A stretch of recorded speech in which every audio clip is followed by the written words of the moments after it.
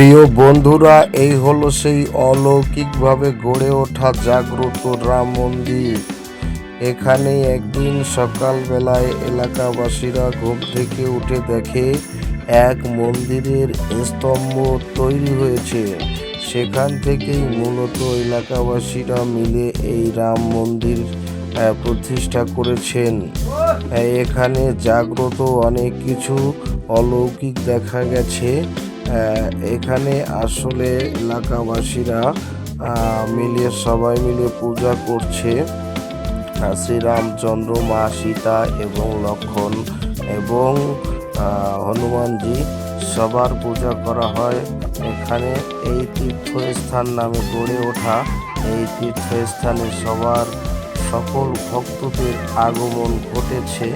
এখানে আসলে সত্যিকারের এক তীর্থস্থানে পরিণত হয়েছে এই রাম মন্দির।